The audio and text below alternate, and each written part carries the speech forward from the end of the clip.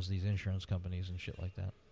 So the Secular Coalition for Arizona asks you to tell them to vote no on that, which it's a really good idea at this point because we don't need to have that kind of crap.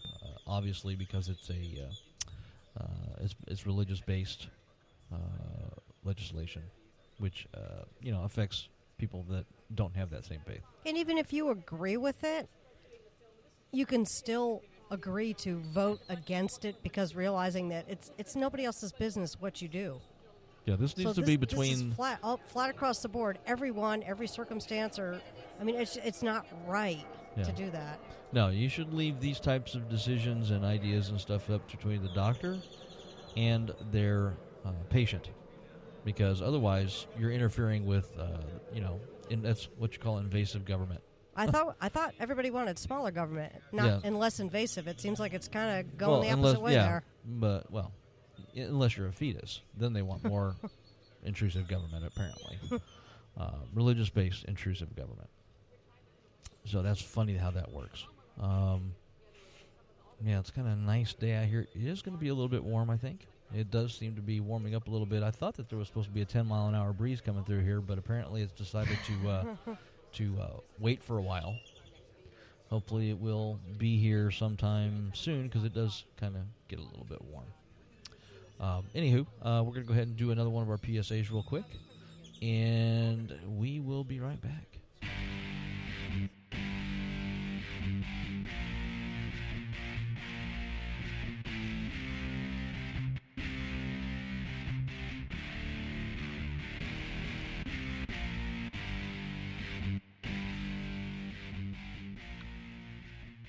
Hello, my name is Michelle Short. Stu DeHaan and myself are co-chapter heads of the Arizona chapter of the Satanic Temple. We are trying to bring the After-School Satan Club to a school district near you. The Supreme Court ruled in 2001, in the case of Good News Club versus Milford Central School, that schools operate a limited public forum, and that, as such, they may not discriminate against religious speech should a religious organization choose to operate an after-school club on their premises. Christian evangelicals, particularly the Child Evangelism Fellowship, have taken advantage of this ruling ever since. As it is illegal for schools to discriminate against specific religions or preference others, after-school Satan clubs cannot be denied wherever Christian or any other religious clubs operate. All after-school Satan clubs are based upon a uniform syllabus that emphasizes a scientific, rationalist, non-superstitious worldview, while the twisted evangelical teachings of the Good News Clubs robs children of the innocence and enjoyment of childhood, replacing them with a negative self-image, preoccupation with sin, fear of hell, and aversion to critical thinking. After-school Satan clubs incorporate games, projects, and thinking exercises that help children understand how we know, what we know about our world and our universe. After-school Satan clubs are operated by local chapters of the Satanic Temple, by volunteer members who have been vetted by the Executive Ministry for professionalism, social responsibility, superior communication skills, and lack of criminal history. For more information about our program, please visit our website, afterschoolsatan.com.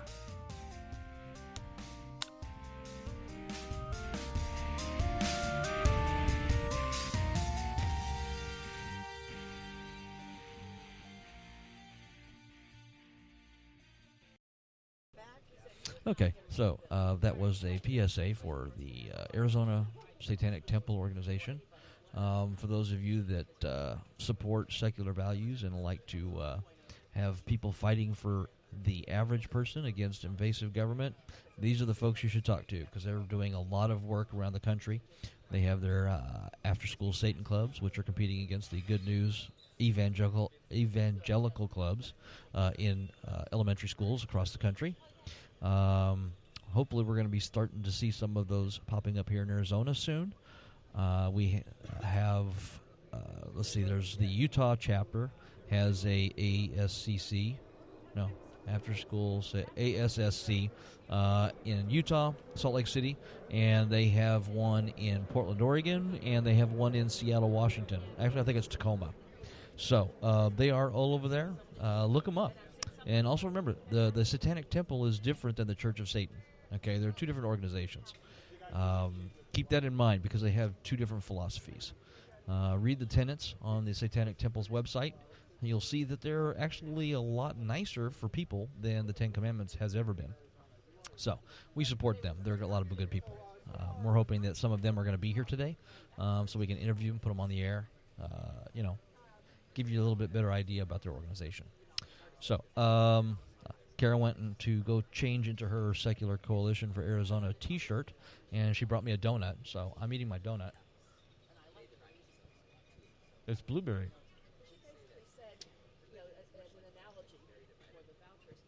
Now, one of the things that you notice in Arizona is that people tend to congregate anywhere where there's shade. So, luckily, we are underneath probably the best shade tree at the on the east side of the Senate building. And we are also under a canopy to protect us from the birds in the very large shade tree on the east side of the Senate building, because there's lots of them. They've been mocking us all morning long. I'm sure you've heard them over the feed. Now, we're doing a follow-up show on Friday, and we are going to have J.C. Weatherby with us online. He wrote an interesting article called Let's Call the Evangelicals What They Are, the American Taliban.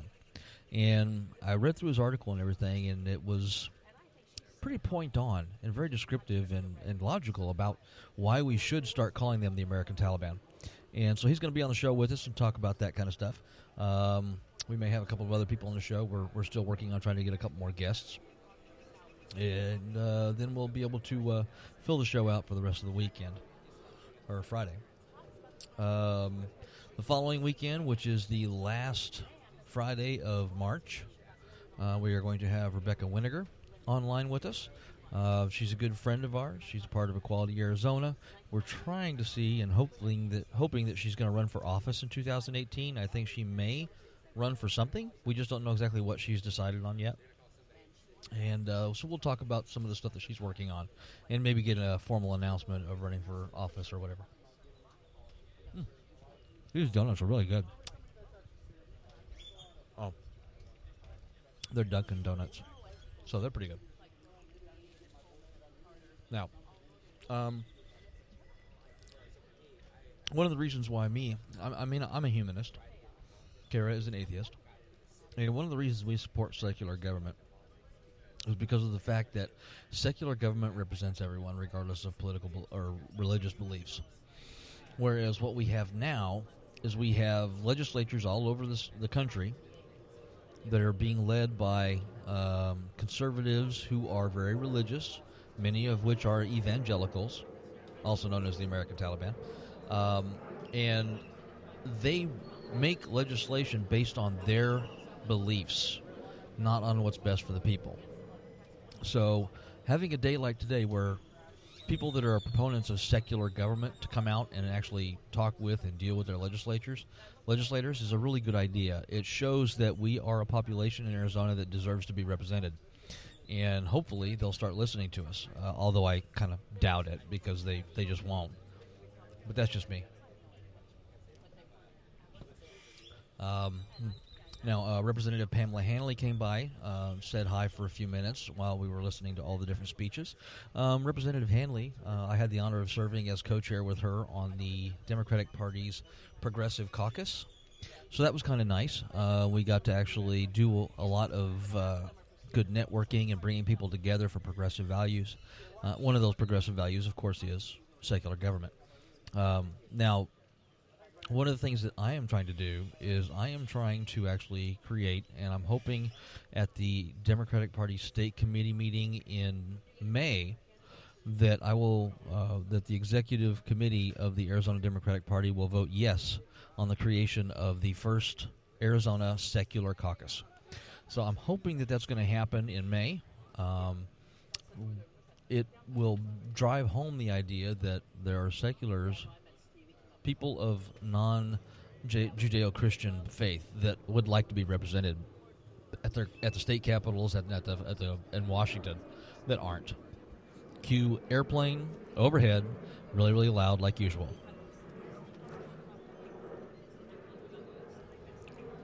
Yeah, I tell you, those things are just loud and annoying. But the donut's good. Oh, I haven't even had mine yet. Maybe I should. Well, you were off busy changing shirts and stuff. Well, now I fit in with the rest of the clan. Oh, okay. I'm having my donut. I want to have my donut, too. Talking about why secular government is a good idea. Well, why isn't it? I mean, let's start there. A lot of people kind of... Well, why isn't it is because of the people that are actually in charge. The ones that are in charge are the ones that control the legislation, and they happen to be... I have no idea. It could be. I thought it was a Necronomicon. What about, is it the Book of One? Could be. We're being harassed by Mesa City Councilman Ryan Winkle. Why don't you get on the mic and harass us officially? No, don't be.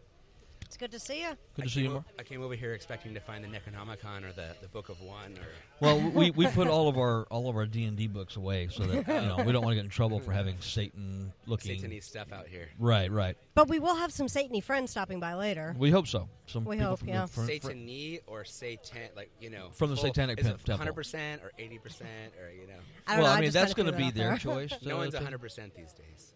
Well, that's true. We're all muggles or half-bloods. I threw that one out. So, Councilman Winkle. What are you guys doing right now? What are you guys talking about? What's the subject? We're just talking about the event today, conference. and why it's important to have secular government as opposed to theocratic government. I was just talking to somebody earlier, and I'm like, so first off, when we frame this argument, are we saying that when people who are our forefathers to begin with, right? Do you go back to, like the Vikings, or who are our forefathers that came here first, right? The Samoans that came here a long time ago, any of the Asian groups, or do we say our forefathers are the ones who came here to flee religious persecution, right? Right. I mean, where do we start this story? And that's the hard part, is where do you find that? And usually history starts it with the forefathers of the United States, which would be Washington, Thomas Jefferson, John Adams. Do you think they consider maybe some of the early pilgrims, I think it's like early 1600s, right? That came over fleeing religious persecution? Yeah. Right? They had a lot of them. Is that our first instance of people here that are saying we don't want to be part of... Right, we want to get away from the Church of England, and it was the people that landed at Plymouth Rock. Right. Okay, and then they had a colony. Somebody set up a colony. I think it was Puritans that set up a colony on Roanoke Island, which then got wiped out somehow. Nobody knows how. I think it was disease that killed them all. But yeah, the basis of people coming here in the first place was to escape from the Church of England, because it was very oppressive towards anybody that didn't go to the Church of England. So if you were Catholic, that was the whole Protestant versus Catholic thing. And I think it was, which king was it? King something or another. I can't remember. King someone mean. Yes, King someone mean. I think it was one of the King Henrys that had a big problem with it. Or what could have been King James, since they have a whole Bible written on him, Right. So it could have been. I mean, is that the most proliferated Bible of all time? King James? Yeah. Well, I mean, third version? and then they came out with a new international standard. So I'm not sure exactly which one they use now. So, one of the things, as you, since you're with the city council now, have you had instances where you guys have been in session and stuff like that, where there's been non-secular things brought up, or things based on theocracy that you guys have to discuss and pass? I mean, is that normal at the city level? I guess if you... I mean, that's kind of a question that's hard to say. And the only reason I say that is because we start every single council meeting with some sort of invocation. Mm-hmm. We've had a humanist invocation there in the past, and it was well received. But we've had Buddhist, we've had a bunch of different things, which I was surprised about Mesa, because I'm like, wow, Mesa, it's like very religious-based city, but right. We're fairly open at our council meetings to things. As far as the religious sway on, I guess, issues, for example, recently we decided, actually I don't want to say we, someone decided 4 years ago that privatizing our jail system might be a good idea